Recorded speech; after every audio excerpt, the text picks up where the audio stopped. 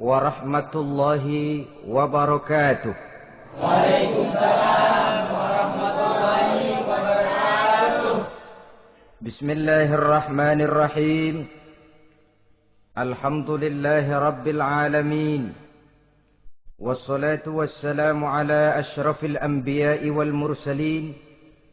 Sayyidina wa maulana Muhammadin wa ala alihi wa ashabihil mujahidin at-tahirin, amma ba'du.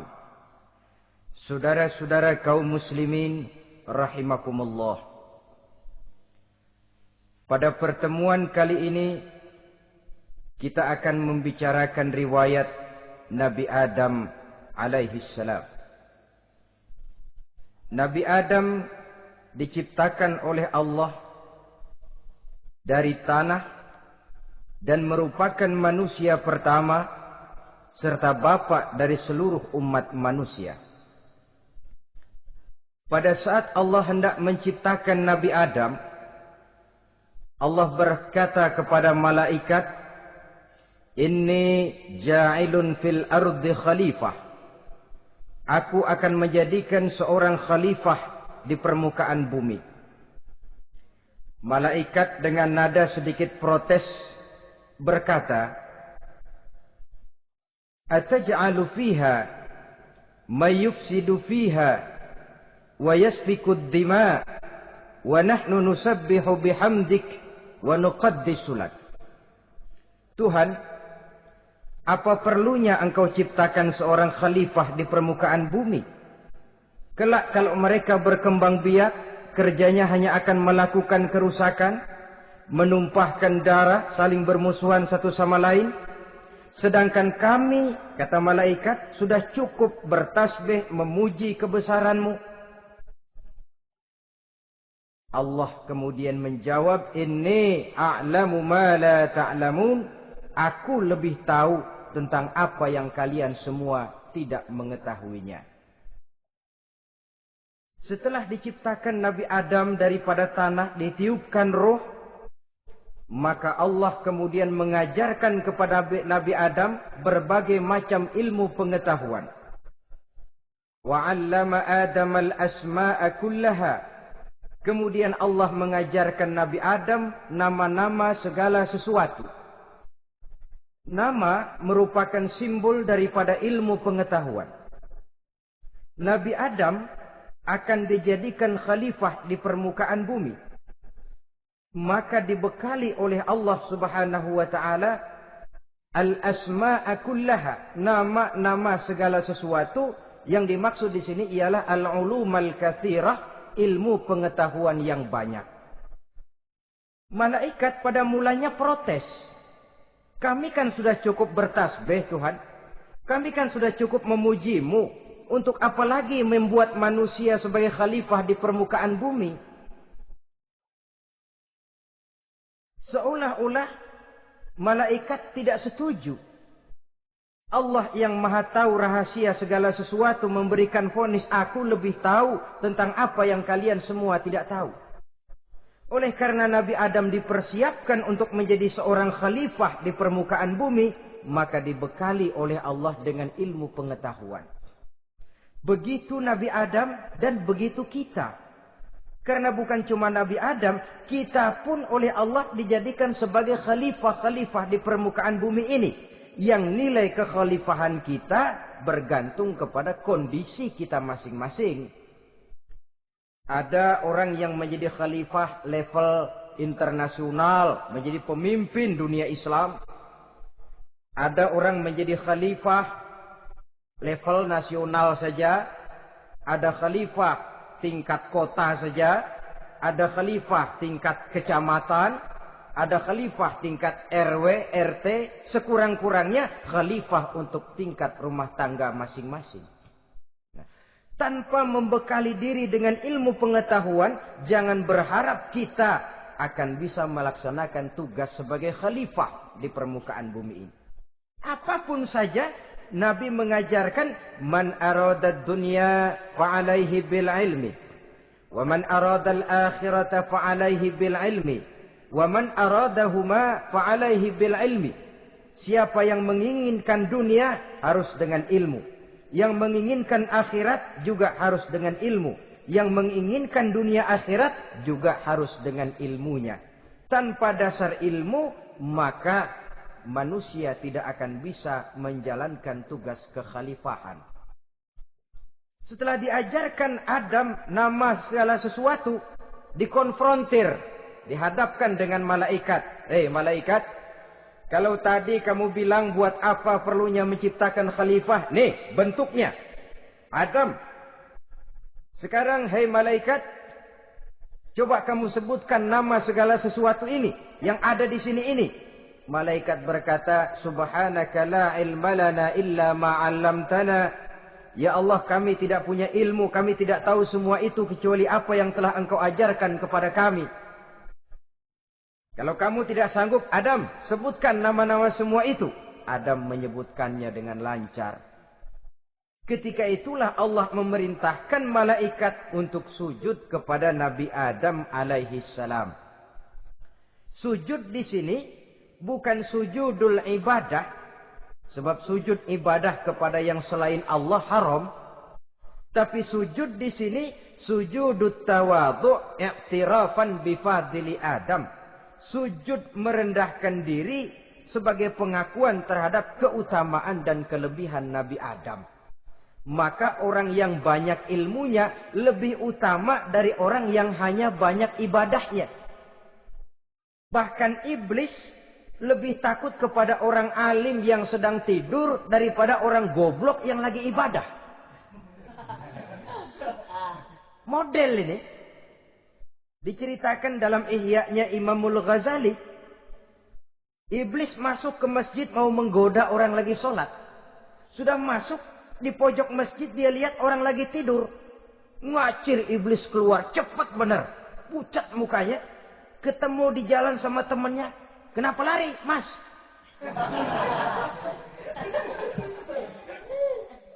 Kata temannya, saya mau goda orang sholat. Lalu tiba-tiba di pojok masjid saya lihat ada orang lagi tidur. Saya takut betul sama itu orang. Lari saya keluar. Loh, sama yang sembahyang sampean nggak takut, kok sama yang tidur takut bagaimana? Yang tidur itu orang alim.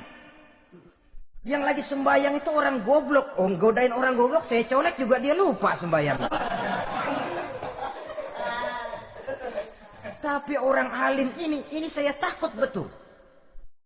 Lah kalau diukur dengan malaikat waktu itu Nabi Adam, ibadahnya lebih banyak malaikat, jelas.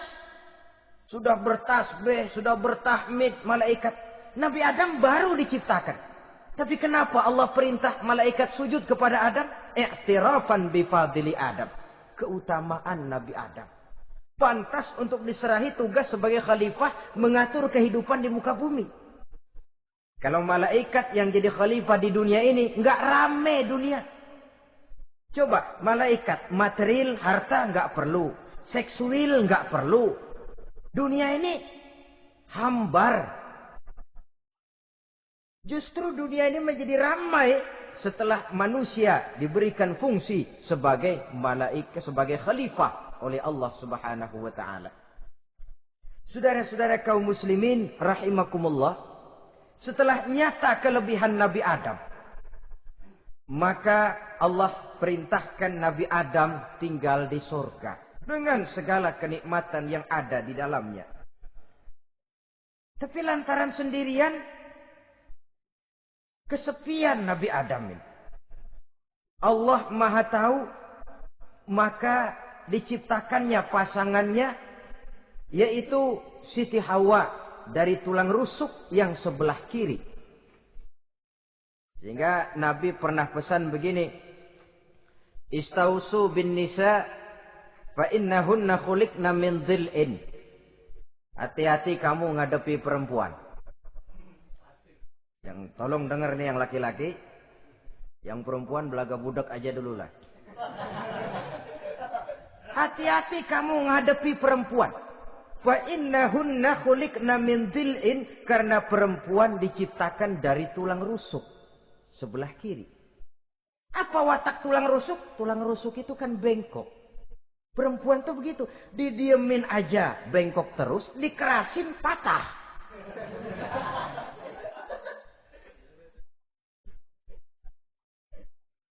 Saudara-saudara, di sini kita ambil satu hikmah bahwa ternyata yang bikin hidup terasa enak karena di sekitar kita banyak orang lain. Bodoh manusia kalau dia merasa bisa hidup sendirian.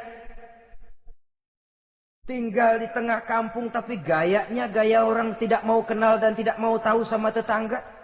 Jangankan di dunia, di sorga saja Nabi Adam karena sendiri kesepian. Apa saudara mau tinggal di Jakarta? Apa saja di Jakarta, sudahlah milik saudara. Hotel Indonesia dikasih saudara. Hotel Borobudur punya saudara. Monas buntel bawa pulang. Semanggi ambil. Tapi di Jakarta saudara tinggal sendirian. Kira-kira enak nggak? Ternyata yang bikin hidup terasa nikmat karena di sekitar kita banyak orang lain. Begitulah Allah ciptakan Siti Hawa. Setelah diciptakan Siti Hawa, natur manusiawi. Nabi Adam mau main pegang aja. Kata Allah, hai Adam, jangan kau sentuh sebelum kau bayar maharnya. Maharnya apa ya Allah?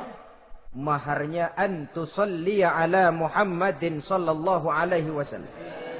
Maharnya kau bersolawat kepada Nabi Muhammad. Manusianya belum lagi diciptakan tapi namanya sudah ada. Nurnya sudah ada. Bahkan dijadikan mas kawin antara Adam dengan Hawa. Karena itu dalam Islam sebenarnya urusan kawin itu bukan yang sulit. Maka jangan dipersulit. Tapi juga jangan digampang-gampangin.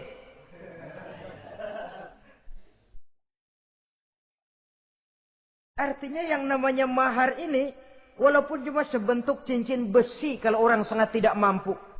Bahkan dengan mengajarkan Fatihah saja sah sudah. Saya terima nikahnya Fulanah binti Fulan dengan mas kawinnya saya ajarkan dia surah Fatihah. Kalau memang kere betul, tidak punya apapun, sah sudah itu. Agama ini mudah, karena itu jangan dipersulit, tapi juga jangan digampang-gampangin. Setelah itu Allah memerintahkan, ya Adam uskun anta wa zawjukal jannah. Hai Adam, kau dan istrimu tinggallah dalam sorga. Wa kula minha ragadan haitsu syi'tuma. Segala makanan yang ada di dalamnya boleh kau makan. Pakaian yang aneka warna boleh kau pakai. Nikmati seluruh fasilitas yang ada di sorga ini. Cuma atuk aja Adam. Yang lain boleh dah. Mau ngapa pakai atuk aja jangan. La taqraba hadhihi syajarah. Jangan kamu dekati pohon khuldi itu. Dekat saja jangan. Apalagi sampai metik. Jangan Adam. Saudara, ma'asyiral muslimin, itulah watak manusia. Kalau ada 10 persoalan, yang 9 boleh, yang 1 tidak boleh, yang tidak boleh yang bikin dia penasaran. Gua pengen tahu ngapa kagak boleh sih. Timbul penasaran.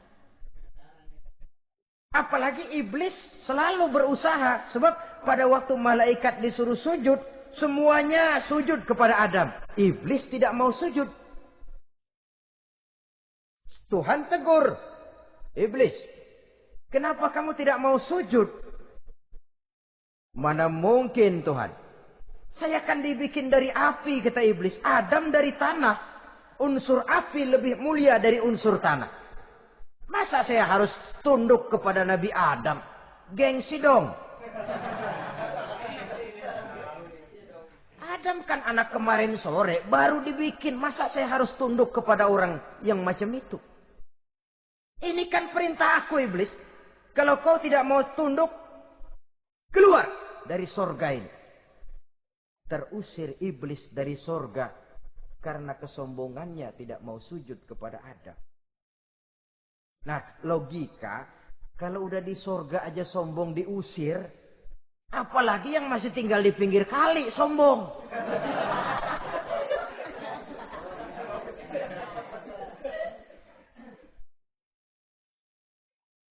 Tapi sejak peristiwa terusirnya itu, iblis bikin proklamasi.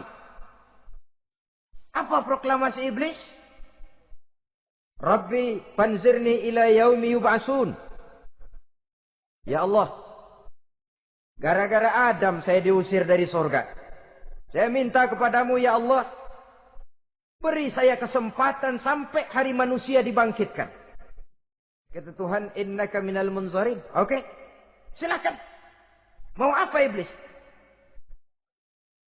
Rabbi bima aghwaytani la uzayyinanna lahum fil ardi wa la ughwiyannahum ajma'in. Ya Tuhan, disebabkan engkau telah menyesatkan aku, akan aku hiasi mereka manusia dengan kejahatan yang ada di muka bumi ini, dan aku akan sesatkan mereka semua. Ini proklamasi iblis.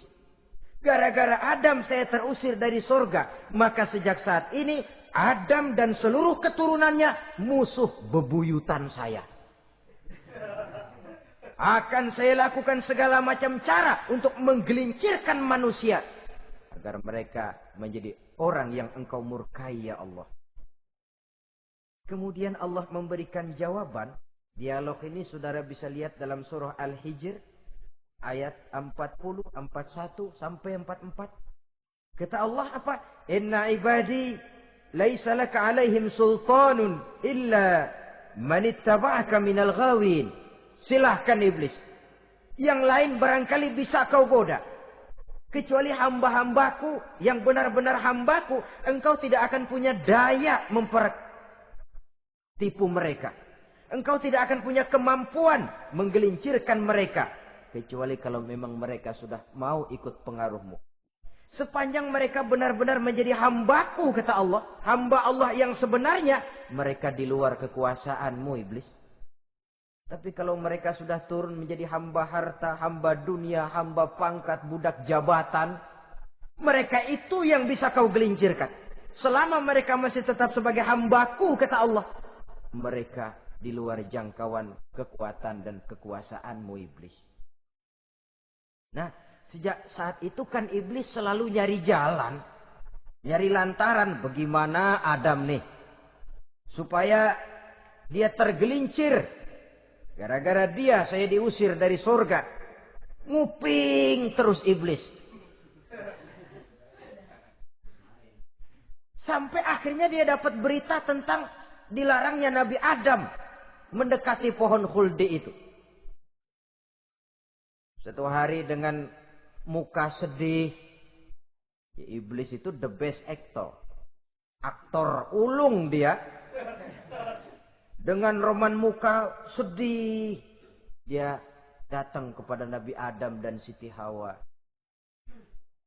Kata Nabi Adam, iblis, ente kok tampangnya demek amat sih?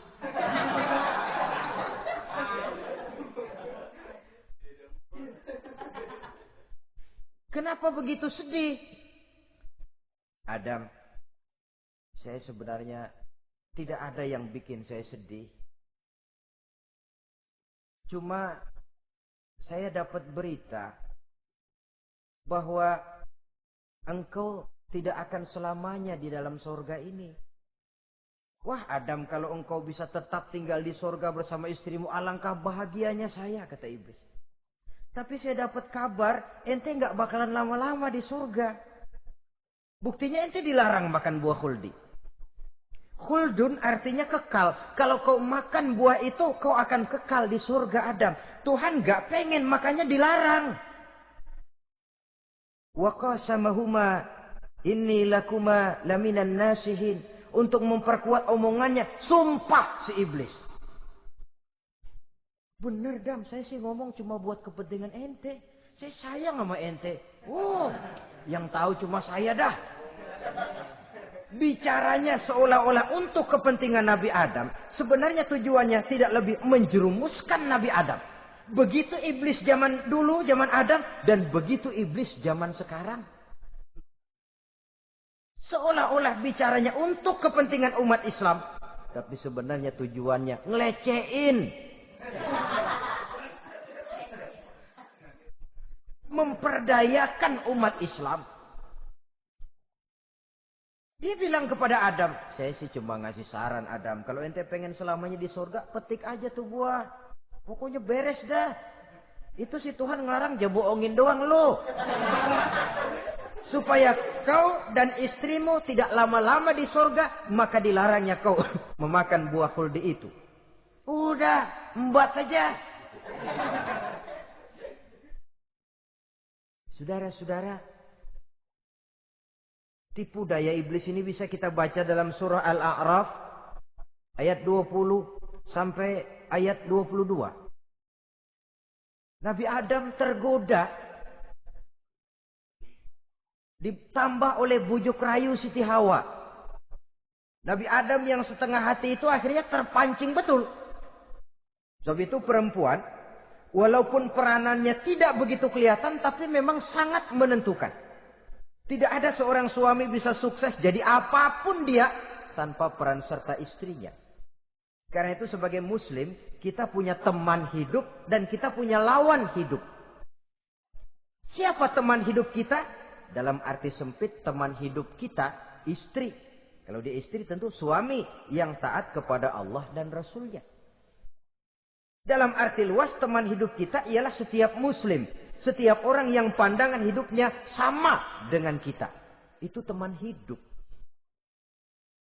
Lalu lawan hidup kita siapa? Lawan hidup kita secara mutlak iblis dalam segala bentuknya.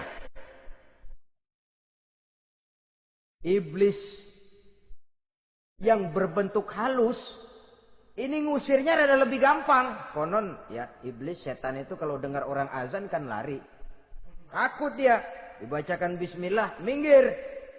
Yang sulit diusir ini iblis yang berbentuk manusia. Diazanin nyengir.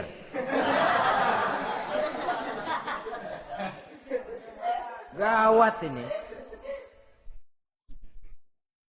Saudara-saudara, ini musuh dalam artian mutlak. Sedangkan musuh dalam artian ideologis, setiap orang yang pandangan hidupnya tidak sama dengan kita. Bahasa langsungnya, setiap orang di luar Islam. Secara ideologis. Ya. Adapun secara manusiawi, kita tetap toleransi, saling menghormati, setuju dalam perbedaan pendapat. Kembali kepada prinsip, lakum dinukum. Kewajiban saling menghormati sesama manusia. Tapi secara ideologis tidak ada kompromi. Begitulah Nabi Adam tergoda. Dan begitulah iblis selalu menggoda keturunan-keturunan Nabi Adam. Sampai kepada kita sekarang ini. Tiap kali kita hendak melakukan berbagai kebaikan, iblis ini mulai bisik, kasar, kusuk, kesek. Saudara tadi dari rumah mau berangkat niat dengerin ceramah macam ini. Apa dikira iblis enggak? Wah, gatal iblis. Kata iblis, alah jangan bertingkah lah dengerin ceramah. Ceramah mah urusan 70 ke atas. Ente masih muda. Berjuang kita. Jihad, bismillah. Tidak, saya mau dengar ceramah. Berangkat kita ke tempat ini. Sampai di sini apa dikira iblis diam? Enggak. Dia bisikin lagi. Iya. Lo hadir ke sono dah. Cuma nyampe sono. Ngomong aja ngomong dah. Ustadz mah jangan didengerin. Ngomong aja udah. Perang lagi jihad. Saya nggak mau ngomong. Mau dengerin betul-betul. Kata iblis, iya lo dengerin dah. Jangan ngomong. Cuman pules.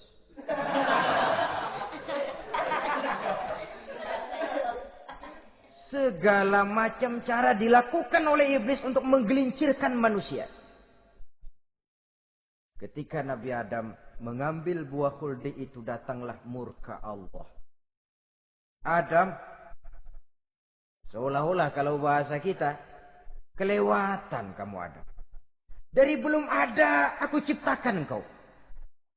Barangkali kau merasa kesepian, aku ciptakan Hawa. Aku tinggikan derajatmu dari malaikat sampai malaikat sujud kepadamu. Aku perintahkan kau tinggal di sorga dengan seluruh fasilitas yang ada di dalamnya. Cuma satu yang aku minta. Jangan dekati pohon khuldi, engkau tidak sanggup Adam. Keluar dari sorga ini. Terusir Nabi Adam dan Siti Hawa dari sorga. Turun ke dunia ini. Turun terpisah lagi. Ya Allah. Orang itu kalau biasa susah, ketemu susah sih emang lalap namanya. Makanannya.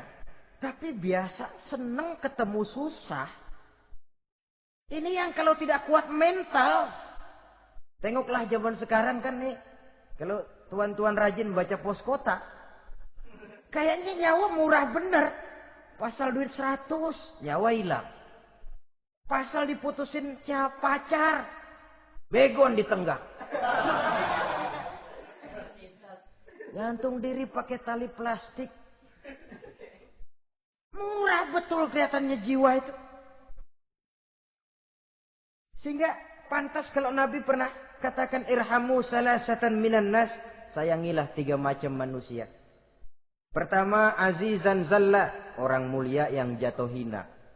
Pejabat tinggi kalau pensiun kesian bener. Ya Allah. Udah nggak ada yang ngasih hormat, tanda tangan nggak laku. Azizan zalla. Orang mulia yang jatuh hina. Yang kedua, ghaniyan qad iftaqara. Orang kaya jatuh miskin. Dari hidup serba ada jatuh melarat. Yang ketiga, faqihan yal'abu bihil juhal. Ahli fikih ngerti hukum tapi dipermainkan oleh orang-orang bodoh yang kebetulan punya kekuasaan. Kalau keluar fatwa sesuai dengan pesan sponsor. Yang halal bisa jadi haram, yang haram dibikin remeng-remeng. Ahli fikih dipermainkan oleh orang bodoh. Kasihan betul. Terpisah Adam dengan Hawa ini. Adapun Nabi Adam turun menyesal dengan seluruh kesalahannya. Sujud, taubat, menangis. Menurut riwayat 300 tahun beliau sujud. Seraya membaca Rabbana zalamna anfusana wa illam taghfir lana wa tarhamna lanakunanna minal khasirin. Ini doanya Nabi Adam. Ya Allah, kami telah zalim kepada diri kami sendiri. Andai kata engkau tidak kasihan, tidak memberikan ampun kepada dosa yang kami lakukan, sungguh kami termasuk ke dalam golongan orang-orang yang rugi. Ini yang dibaca Nabi Adam dalam taubatnya. Di akhir taubatnya, Nabi Adam munajat kepada Allah. Ya Allah, dengan kebesaran Muhammad, ampunilah dosa saya. Allah tegur, kaifa araftahu ya Adam walam akhluqhu. Dari mana kau bisa tahu nama Muhammad Adam, padahal aku ciptakan saja belum manusianya. Kata Nabi Adam, pertama, ketika engkau ciptakan saya, engkau tiupkan ruh ke dalam jasad saya, terbuka mata saya memandang ke bawah arasmu. Di sana nampak dengan jelas tertulis di kaki arasmu, La ilaha illallah Muhammadur Rasulullah. Taulah saya bahwa Muhammad ini orang yang paling dekat dengan engkau ya Allah. Sampai namanya bergandengan dengan namamu di kaki arasmu. Yang kedua, ketika saya hendak menyentuh Hawa, kau juga yang mengatakan jangan kau bayar maharnya sebelum kau bersolawat kepada beliau. Saudara hadirin yang saya hormati, Nabi Adam diterima taubatnya oleh Allah. Kemudian dipertemukan kembali dengan Siti Hawa setelah sekian lama berpisah. Pertemuan itu terjadi di satu dataran luas, di satu padang yang luas, yang sampai sekarang dinamakan dengan Padang Arafat. Tempat para ibadah haji melakukan wukuf, yaitu puncak pelaksanaan ibadah haji. Dan pertemuan itu sendiri terjadi di atas sebuah bukit kecil yang diabadikan dengan nama Jabal Rahmah di kawasan Arafat itu. Di atas Jabal Rahmah itu ada satu monumen kecil untuk mengabadikan pertemuan Nabi Adam dengan Siti Hawa. Lalu tinggallah keduanya di permukaan bumi ini. Oleh Allah diberikan karunia keturunan yang banyak.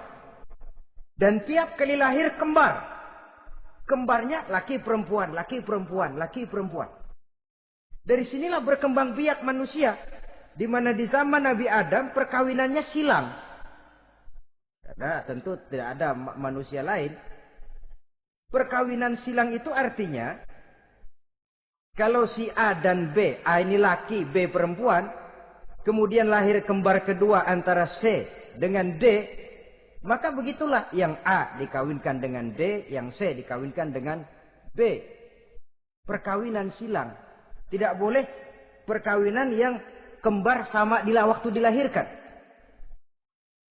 Nah, di antara putra-putra Nabi Adam yang kemudian juga membuat sejarah, yaitu Habil dan Qabil. Habil, saudara kembarnya namanya Labuda, perempuan. Qabil, saudara perempuannya Iklima. Menurut hukum perkawinan waktu itu harus silang. Habil harus kawin dengan Iklima dan Qabil harus kawin dengan Labuda. Tapi Qabil protes. Dia kepengen kawin dengan saudara kembarnya sendiri. Dalam arti yang sama-sama dilahirkan dengan dia, yaitu Iklima. Kenapa? Karena kebetulan rupa Iklima ini lebih cantik daripada Labuda. Protes kepada ayahandanya Nabi Adam. Apa? Saya tidak terima, saya harus kawin dengan Iklima. Tidak Qabil, kamu harus kawin dengan Labuda. Enggak mau. Kenapa dengan Labuda? Kurang kece.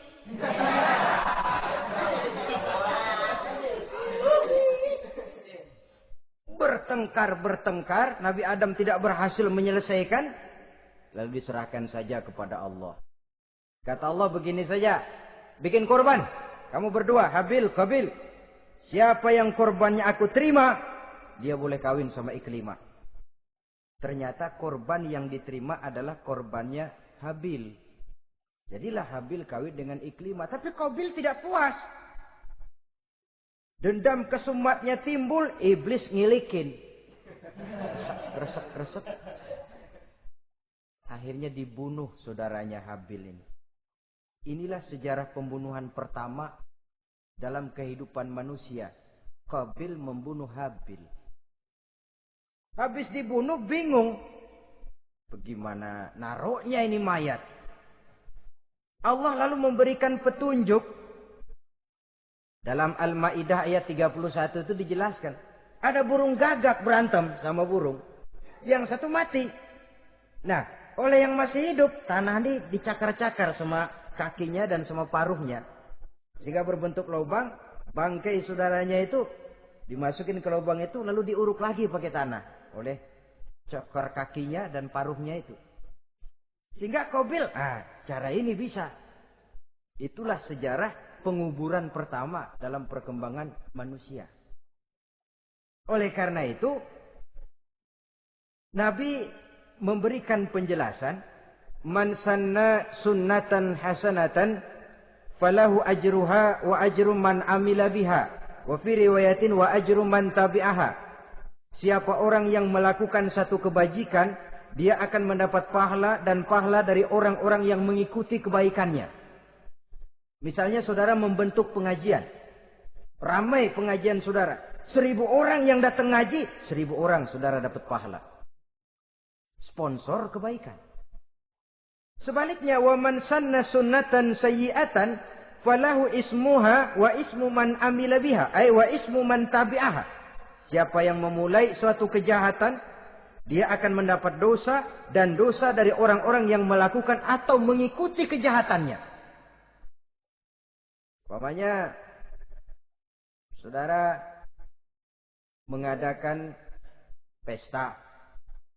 Lalu dalam pesta itu terjadi segala macam maksiat. Maka seluruh maksiat yang terjadi malam itu di tempat itu, saudara ikut dapat dosanya. Kenapa? Sponsor. Tiap kali ada pembunuhan, Qabil dapat andil dosa. Kenapa? Sponsor. Tapi kalau 2 orang muslim, ini masalahnya Habil nggak ngelawan kan, dibunuh. Tapi kalau 2 orang muslim berkelahi, kata Nabi apa? Apabila 2 orang muslim saling berbunuh-bunuhan, maka al-qatil wal maqtul finnar. Baik yang membunuh ataupun yang dibunuh, dua-duanya neraka. Sahabat heran, ya Rasul, kalau yang ngebunuh masuk neraka pantas, tapi ini yang dibunuh kenapa neraka juga?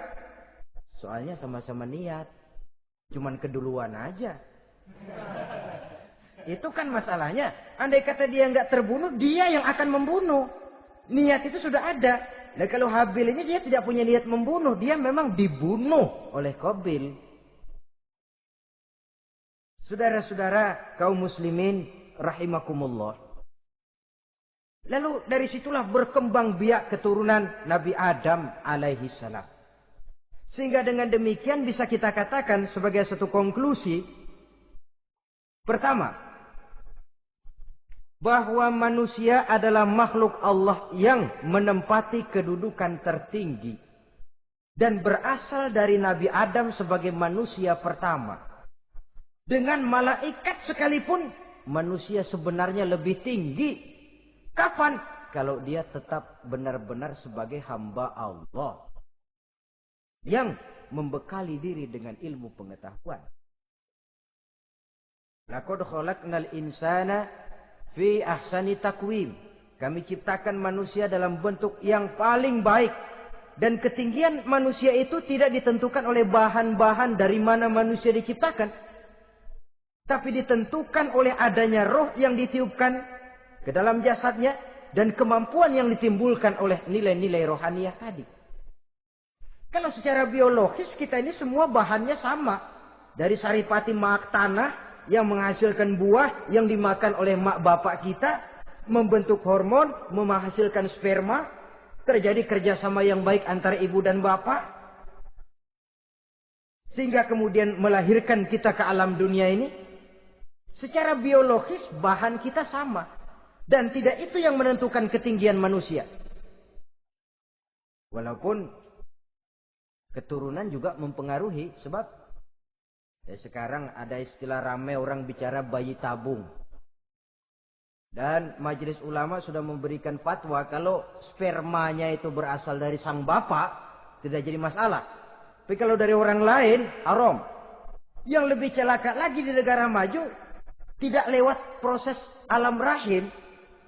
Jadi dalam satu tabung yang diberikan suhu yang mirip dalam kandungan, di situ dipertemukan antara sperma, air mani laki-laki, dengan ovum, air mani perempuan. Diberikan suhu yang mirip dalam kandungan, dan itu diharapkan bisa menghasilkan manusia lewat tabung kaca itu. Saya tidak sanggup bayangkan kalau sekarang orang tanya usul asal-usul kita, kan kita masih enak jawab. Kamu anak siapa? Oh, bapak saya Fulan, ibu saya Fulana. Oh, kenal saya. Tapi manusia yang akan datang kalau proyek ini berhasil, bapakmu siapa? Enggak tahu, saya dulu keluar dari tabung, Pak. Rendah betul martabat manusia. Sama saja dengan ada perempuan pernah protes, Pak, Islam itu enggak adil katanya. Kenapa? Masa dalam Islam laki-laki boleh kawin lebih dari satu, tapi perempuan enggak boleh kawin lebih dari satu. Supaya sama-sama adil, boleh dong perempuan punya laki lebih dari satu. Saya bilang, justru disitulah Islam itu hendak menjaga martabat manusia. Kalau seorang suami punya istri empat-empatnya lalu hamil, bapaknya jelas. Tapi kalau perempuan satu punya suami 4 lalu hamil, bapaknya yang mana ya?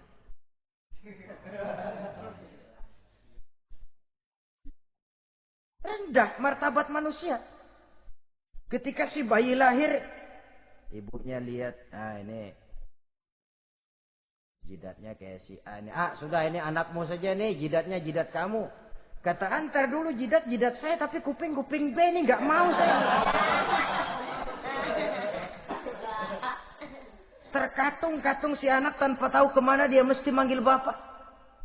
Ibu daftarin anak ke sekolah, Pak Guru tanya lagi, ini bin siapa, Bu? Bingung lah, udah tulis Bu, bin rame-rame.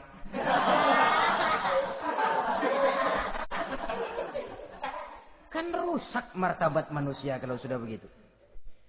Justru Islam ini menjaga ketinggian martabat manusia. Jadi manusia itu fi ahsani takwim. Kapan? Kalau dia bisa menjaga kehambaannya di hadapan Allah dengan melaksanakan fungsi sebagai khalifah di permukaan bumi. Tapi bila dia sudah tidak lagi menjadi hamba Allah, tidak lagi berfungsi sebagai khalifah, dia sudah masuk summa radadnahu asfala safilin. Kami kembalikan ke tempat yang paling rendah, lebih rendah dari binatang sekalipun.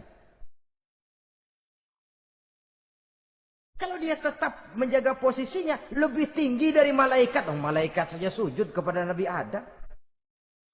Apalagi kepada makhluk-makhluk yang lain manusia ini. Tapi kalau dia tidak pandai, lebih rendah daripada binatang. Inilah uniknya makhluk bernama manusia. Dengan posisinya, dia bisa menjadi lebih tinggi dari malaikat. Tapi juga dia bisa meluncur lebih rendah daripada binatang. Untuk menjaga itulah diperlukan agama dalam kehidupan kita sekarang ini. Bukan cuma sebagai lipstick, tapi sebagai pedoman, sebagai way of life. Yang akan mewarnai cara kita berpikir, state of mind, rule of thinking. Cara kita memandang kehidupan ini. Diwarnai oleh nilai-nilai agama. Dengan demikian, maka manusia bukan keturunan kera. So, ada satu teori, namanya teori evolusi, yang disampaikan buat pertama kali oleh Charles Darwin. Dia mengemukakan teori bahwa perkembangan kehidupan sesungguhnya di dunia ini menunjukkan mata rantai yang utama melalui apa yang dia namakan seleksi alamiah. Mula-mula dari ikan, melalui seleksi ke amfibi. Dari amfibi ke reptil, dari reptil ke mamalia. Dari mamalia ke mamalia kecil. Dari mamalia kecil ke primat. Dari primat ke monyet. Dari monyet menjadi Homo erectus. Ini teori Darwin. Tapi dia tidak jelas-jelas mengatakan bahwa manusia keturunan monyet. Hanya seketurunan. Seketurunan kan tidak berarti keturunan. Begini saja. Toyota Kijang sama Toyota Corolla itu seketurunan. Tapi Corolla dengan Kijang kan lain. Cuma seketurunan. Dalam arti sumbernya sama.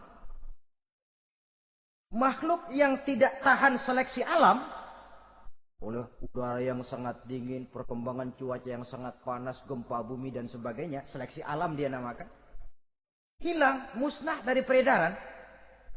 Seperti ada binatang raksasa itu dinosaurus, sekarang kan cuma tinggal dongeng saja, tinggal nama atau kerangka. Itu oleh seleksi alam dia nggak lulus, hilang. Yang bertahan, yang lulus seleksi alam. Manusia walaupun kecil yang lulus seleksi alam ini.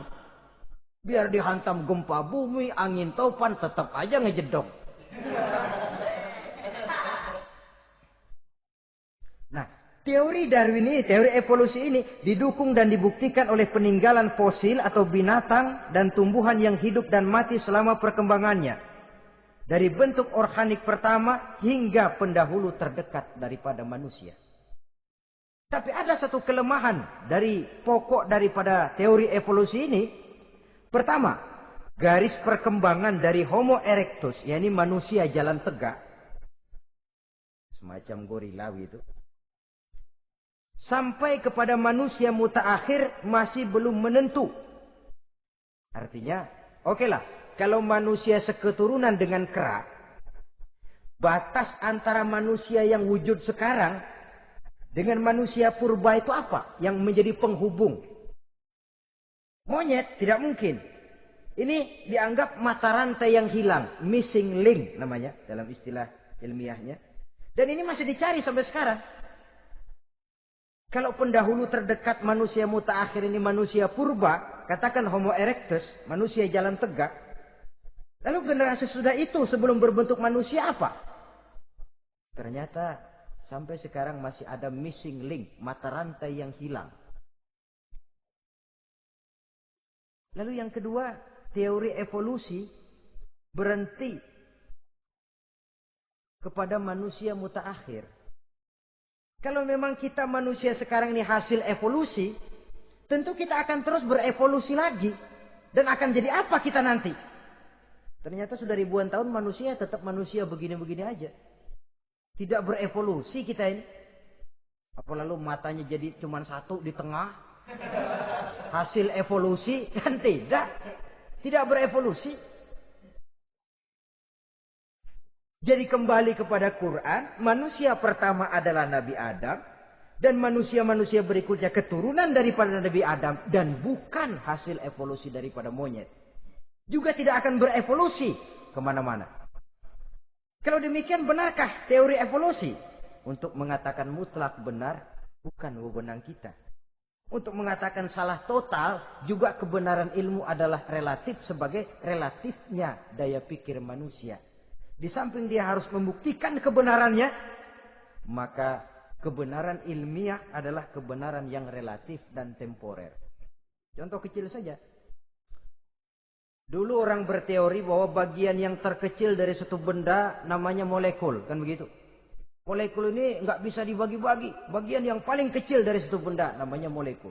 Ilmu terus berkembang. Ternyata molekul sebenarnya terdiri daripada atom.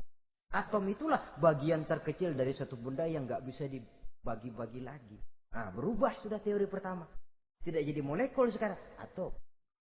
Belakangan rupanya atom masih tersusun dari partikel-partikel. Partikel inilah bagian yang terkecil dari satu benda. Berubah lagi sudah. Dan tidak mustahil akan ada penemuan bahwa partikel pun masih bisa dibagi-bagi lagi. Begitu juga dengan teori evolusi ini. Sehingga beberapa ahli semacam Dr. Charles Oxnard, Dr. Jane Paul Hallett dari Chicago dan California, mereka sudah membantah teori evolusi ini. Namun masalah paling pokok dari kita ialah kita diciptakan oleh Allah berasal dari Nabi Adam alaihi salam. Nabi Adam diciptakan dari tanah. Dan kita bukan hasil dari evolusi, juga tidak akan berevolusi.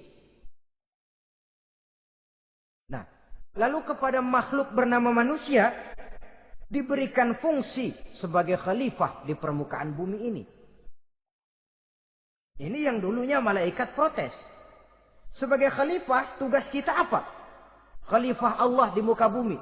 Menerjemahkan sifat Allah sesuai dengan batas-batas kemanusiaan kita. Allah Maha Pengasih. Berusahalah kita pengasih kepada makhluk sesuai dengan batasan manusiawi kita. Allah Maha Menolong. Ringan tanganlah kita menolong orang yang memerlukan sesuai dengan batas kemampuan kita. Fungsi khalifah.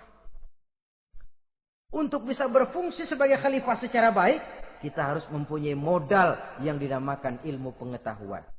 Dan Islam sangat menggalakkan itu. Jauh dulu 14 abad yang lalu, dari desa kecil yang bernama Mekah yang petak belum muat, orang di dunia belum kenal, sudah keluar seruan utlubil ilma walau bisin, tuntutlah ilmu walaupun di negeri Cina. Ngomong Cina di Mekah. Padahal Mekah waktu itu belum masuk peta, belum dikenal orang. Sudah ada revolusi ilmu dan budaya. Belajar walaupun harus nyebrang ke negeri Cina. Lalu ada lagi misalnya alimu auladakumus sibahata warrimayah, kata Nabi. Ajarkan anakmu renang dan lempar. Lempar lembing, lempar cakra. Olahraga. Satu tanda Islam agama masa depan. 14 abad yang lalu di Saudi Arabia, Nabi mengajarkan ajari anakmu berenang. Kalau Islam agama untuk orang Arab saja, mau berenang di pasir. Tapi wawasan pandangannya luas. Bahwa Arab sebagian besar memang Islam, betul. Tapi Islam bukannya Arab, itu juga jelas. Sepanjang kita masih menjadi khalifah Allah, maka sepanjang itu kita fi ahsani taqwim. Nah, sebagai khalifah Allah kita bertugas membudidayakan alam ini. Kita kadang-kadang terlalu. Ada ayat, wa ma min dabatin fil ardi illa 'ala Allahi rizquha. Semua yang melata di muka bumi dijamin rezekinya oleh Allah. Ayat itu betul. Hak karena datang dari Allah. Bahwa rezeki disediakan di muka bumi memang. Tapi rezeki itu tidak turun begitu saja laksana jatuhnya embun di waktu pagi. Kita harus berusaha. Dan usaha manusia mencari rezeki lain dengan ayam. Kalau ayam dari tahun atu. Jadi rezekinya tuh modalnya cuma ceker patok. Coba. Dari tahun 1 ayam. Asal punya ceker, punya patok. Sudah dapat rezeki dia. Nggak perlu masuk TK, SD, SMP. Tapi manusia cari rezeki. Apalagi zaman sekarang. Persaingan hidup tajam. Lapangan kerja sulit. Tensi ekonomi tinggi. Masuk sekolah urusan. Tamat sekolah urusan. Kadang-kadang dilema juga. Masuk perguruan tinggi negeri sulitnya setengah mati kayak onta masuk ke lubang jarum. Masuk perguruan tinggi swasta yang favorit biayanya selangit. Artinya tanpa membekali diri dengan ilmu, keahlian, skill, kemampuan, fungsi sebagai khalifah sulit untuk bisa kita laksanakan. Saudara-saudara kaum muslimin yang berbahagia. Kalau fungsi khalifah ini mampu kita laksanakan, iblis putus asa sudah. Sebagai khalifah di satu pihak kita menyembah hanya kepada Allah. Di lain pihak kita membudidayakan alam ini. Ada apa sih di perut bumi? Minyak, gas, timah, emas. Ada apa sih di lautan? Pelajari lewat oceanografi. Membudidayakan alam. Air sungai supaya arusnya nggak mengalir mubazir. Ada manfaatnya, bisa menimbulkan energi yang menghasilkan tenaga listrik. Bisa mengairi persawahan, irigasi. Bikin apa? Bikin dam, membudidayakan alam. Tapi juga mengislamkan budidaya itu. Bahasanya mengkulturkan natur, mengislamkan kultur.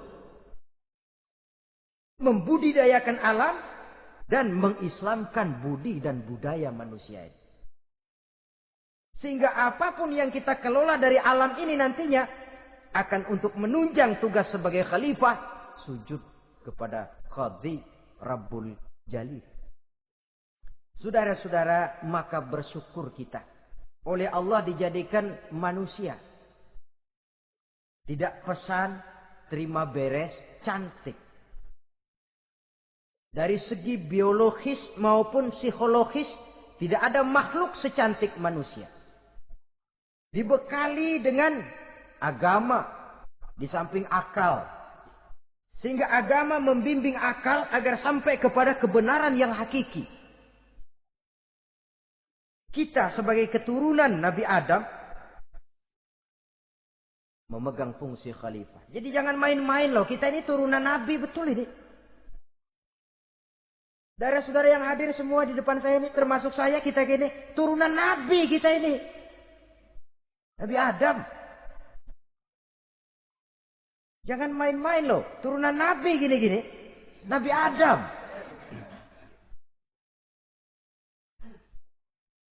Sayang kalau posisi yang tinggi kita tidak melaksanakan fungsi yang tinggi. Sayang betul.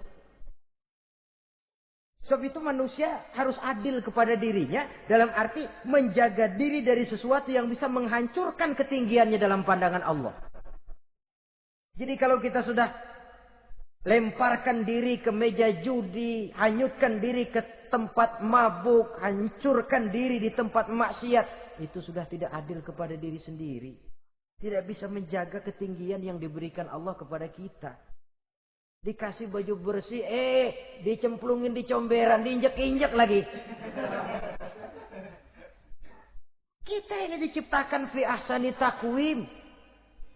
Masa mau turun berbuat seperti binatang, itu makhluk rendah? Masa mau mengikuti tipu dayanya iblis, dia sudah proklamasikan bahwa itu musuh bebuyutan kita? Innahu lakum aduwwum mubin. Setan musuhmu yang jelas dalam segala bentuknya. Saudara-saudara, untuk berfungsi sebagai khalifah ini sekali lagi, bekali diri dengan ilmu pengetahuan. Dan ilmu itu di zaman kita sekarang tentu kalau Nabi Adam diajari langsung oleh Allah wa 'allama Adam al-asma'a kullaha. Lah kalau kita mau nunggu Tuhan ngajarin, geblek terus.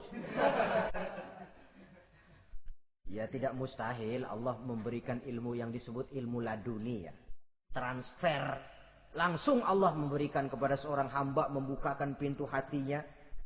Tapi bukan potongan kayak kita yang dapat ilmu laduni macam begitu. Satu contoh. Menurut ceritanya, Hadratus Syekh Kiai Hasyim Asy'ari itu kan ngaji beliau kepada Kiai Khalil. Makalan Madura. Kiai Khalil nih Bali. 2 tahun. Berguru di sana nggak diajarin apa-apa. Cuma kalau pagi nyari rumput. Tiap hari 2 tahun akhirnya. Hadratus Syekh bilang, Kiai, saya kapan diajari? Sudah Hasyim, kau pulang saja. Insya Allah kau alim. Itu aja pulang jadi orang alim. Ya di samping terus beliau belajar ke Mekah. Kita harus melalui proses belajar. Ini untuk menunjang tugas kekhalifahan kita. Sebagai hamba Allah dan sebagai khalifah Allah di permukaan bumi. Sehingga 2 tugas ini bisa kita laksanakan dengan sebaik-baiknya. Menjaga martabat manusia sebagai makhluk yang mulia dan keturunan dari Nabi Adam alaihissalam. Saudara-saudara, ini sajalah pembicaraan kita kali ini. Terima kasih banyak atas segala perhatian. Mohon maaf atas segala kekurangan. Usikum wa nafsi bitaqwallah. Aqulu qauli hadza. Wassalamualaikum warahmatullahi wabarakatuh.